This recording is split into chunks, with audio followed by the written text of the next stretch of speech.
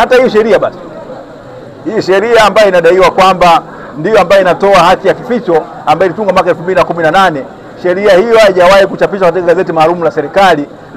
Katika gazeti la serikali likitangaza kwamba sheria inaanza kufanya kazi lini. Hatari yake ni nini? Mwenyekiti ameeleza kwamba watu wengi wameguswa sana na hiyo sheria ambayo haijawahi kuchapishwa kwenye gazeti la serikali. Ameonyesha kwamba kuna utafiti umefanyika. Maktaba Kuu ya Tanzania, ofisi ya mwanasheria mkuu wa serikali, ofisi ya wakili mkuu wa serikali, ofisi ya mbalimbali za serikali ambazo nyaraka zinatakiwa zipelekwe. Imeonekana kwamba hiyo sheria haijawahi kuchapishwa na hakuna kumbukumbu ya gazeti la kuchapishwa au siku lini kwamba hiyo kesi hiyo sheria inaanza kufanya kazi. Imeshawahi kuwasilishwa katika hizo taasisi.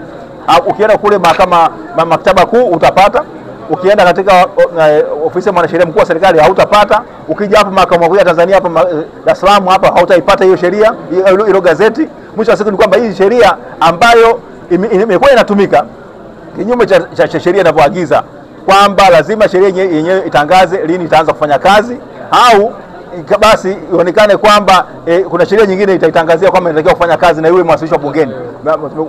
Watafiti wanasheria wamekwenda bungeni, wameangalia kule bungeni kwa zile answers zote zinaonyesha kwamba hakuna siku hata moja katika vile vikao 6 mfululizo ambavyo vya bunge vya mwaka 2018 na 2019 ambayo sheria hiyo imeshawahi kuwasilishwa na ilivyo kwa nini kuonyesha kwamba serikali imetekeleza matakwa ya sheria ile ya utafsiri wa sheria ambayo inadai kwamba sheria ikichapishwa kupitia gazeti la serikali basi iwasilishwe bungeni.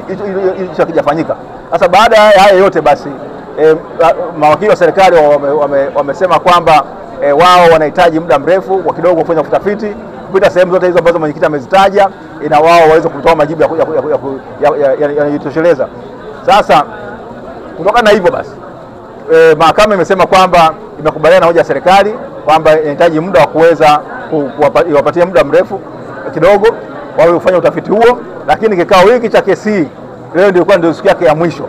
Kwa hiyo sasa inabidi tena ipangwe kikao kingine cha kuweza kusikia kesi hii ambayo ilikuwa ni rai ya mwenyekiti wa Chama cha Demokrasia na Maendeleo kwamba sio muda mrefu sana, kwa sababu mpaka leo ni siku yake 223 akiwa kule gerezani na kama anavyosema yuko katika sehemu zile ambazo watu wamefanya nini, wamehukumiwa hukumu za kifo, kunyongwa. Kwa hiyo sasa ni hali hiyo ambayo imejitokeza. Kwa hiyo kesi hii imeahirishwa kwa muda kwanza serikali wafanye utafiti wao, lakini kubwa zaidi msajili wa mahakama kuu apange tarehe nyingine ya kesi hii itakapoendelea. Lakini tahadhari ambayo napenda kuifahamisha watu ni kwamba mwaka wa mahakama unafikia mwisho tarehe 15 mwezi wa 12 mwezi ujao. Maana yake hiyo hata hiyo sheria basi, hii sheria ambayo inadaiwa kwamba